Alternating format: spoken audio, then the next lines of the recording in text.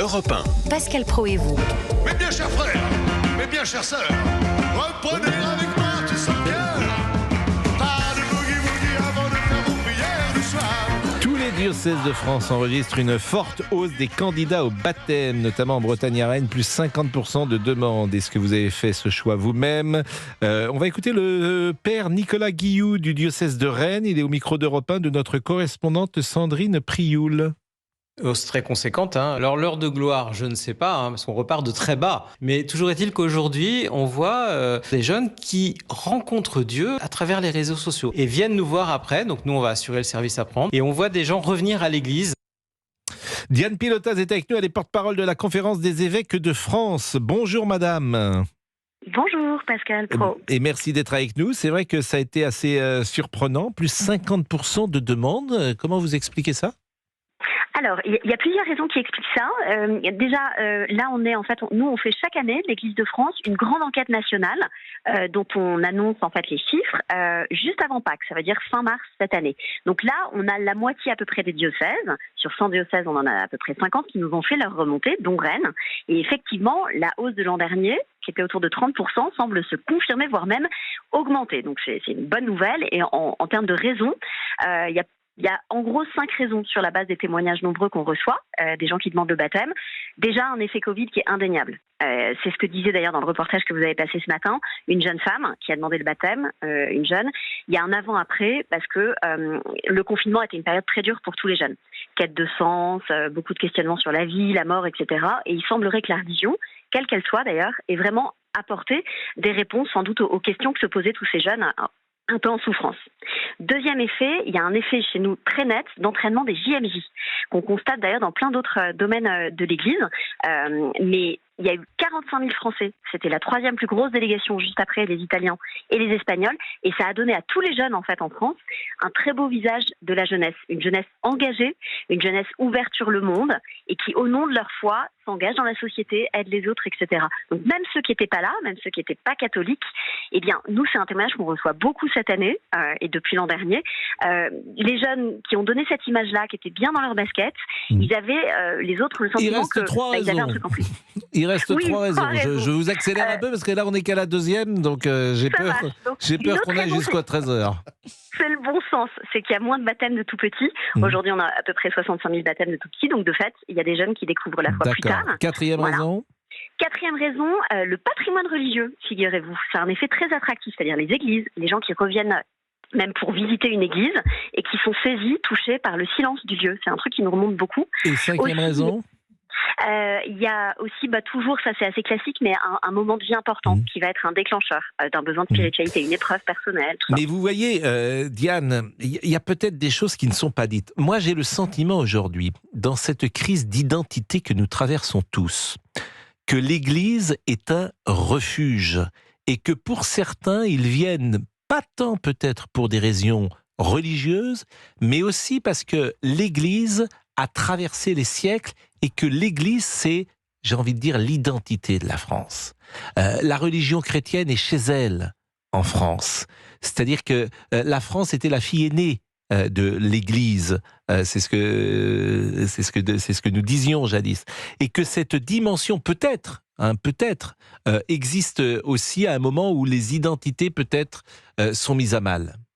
Ce qui est intéressant dans ce que vous dites, et que pas mal d'études, notamment du CNRS il n'y a pas longtemps, expliquent sur les jeunes, c'est qu'il y a un regain, en fait, et là, il y a vraiment une différence de génération par rapport aux précédentes. Les jeunes, on va dire 17-25, il y a un regain de la foi dans son ensemble, et de la foi catholique notamment.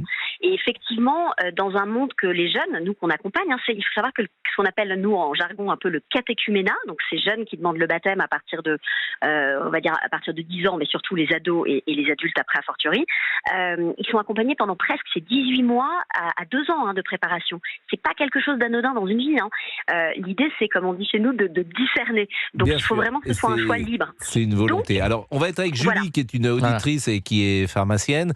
Et d'ailleurs, ça concerne aussi Henri, parce qu'Henri disait qu'en préparation, il est entré dans une église et qu'il a été sensible aux ondes de cette église de Douarnenez. C'est bien cela. Douarnenez, le Cronan, juste à côté. C'était pendant la préparation de la Coupe Davis. Moi, j'ai été baptisé, j'ai fait ma communion.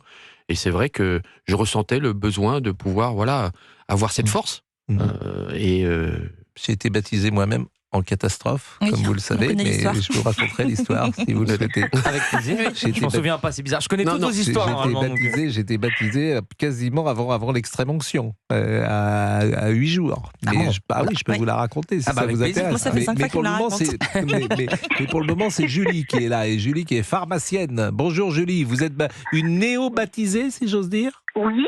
Bonjour Pascal. Vous Oui, avez tout quel à âge, fait. Julie? J'ai 50 ans. Et quand est-ce que vous êtes baptisée?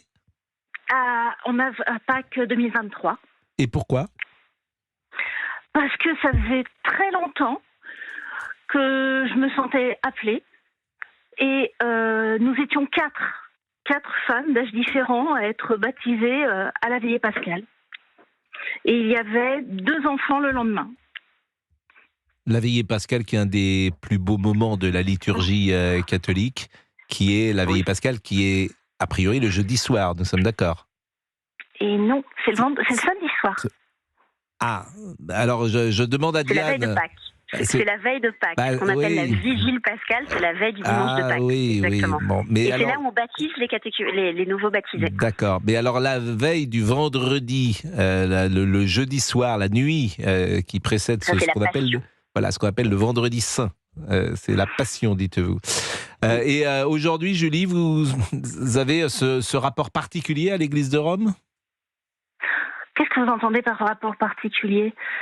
Je comprends pas ce que vous voulez dire.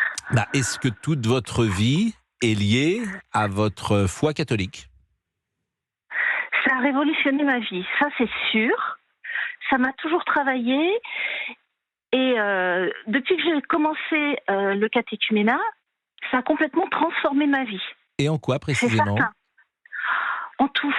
Déjà, j'ai trouvé une famille, effectivement. Puisque la communauté de ma paroisse, en fait, il y a une immense entraide. On est vraiment là les uns pour les autres. Au départ, on fait pour soi, mais après, on se rend compte qu'on fait pour nous tous. Et ça m'a apaisée énormément. Moi, j'avais effectivement besoin de trouver des racines, puisque je n'en ai pas vraiment. J'ai des parents qui étaient baptisés, mais qui n'étaient pas croyants, parce que ça se faisait à l'époque. Et moi, il me manquait quelque chose. Et je l'ai trouvé. Et maintenant, j'accompagne les ados dans une aumônerie. On accompagne des 5e et des 4e avec une des autres baptisées de Pâques. Merci Julie pour ce témoignage, parce que c'est un témoignage émouvant et on entre maintenant. Alors vous êtes en carême en ce moment? Tout à fait. Bon, je ne sais pas si ceux qui nous écoutent sont en carême ou pas, s'ils ont choisi de déjeuner d'une manière plus légère. Le carême, c'est un ensemble de choses. Ça concerne pas que la nourriture, c'est aussi l'esprit et le corps également. C'est une forme de Purification. Exactement. On peut mettre en place l'activité sexuelle. Vous êtes en carême, vous? L'activité sexuelle, par exemple. C'était sûr. L'activité sexuelle est arrêtée en carême. Je parle sous le. Il répond pas. Hein. Non. Sous le sceau de Diane. Diane, nous sommes d'accord. L'activité sexuelle est plutôt sur une abstinence en carême. Je suis en carême. Alors, l'abstinence, je vais rassurer ou pas vos auditeurs, mais l'abstinence, elle concerne le mercredi des cendres, où il y a une abstinence et un jeûne. Et sinon, après, chacun choisit ce qu'on appelle son effort de carême. Donc, chacun peut faire la concession qu'il souhaite pendant les 40 jours qui mènent jusqu'à Pâques. Je voudrais juste rebondir sur ce qu'a dit Julie, parce que ça me touche beaucoup. Et ça rejoint à la fois ce que vous disiez, Pascal, et ce que nous disent tous les catéchumènes, en fait, les jeunes. C'est cette notion d'entraide. Et c'est ce que je vous disais c'est une façon pour eux d'être au monde, d'être chrétiens. Et c'est ça qui les attire, en fait. Et cette notion dans un monde hyper individualiste. Bon, Diane, je suis obligé de vous arrêter parce qu'on est très en retard. Et si je vous arrête pas, je sais que... On a la peine Merci à vous, en tout cas, et c'est un plaisir.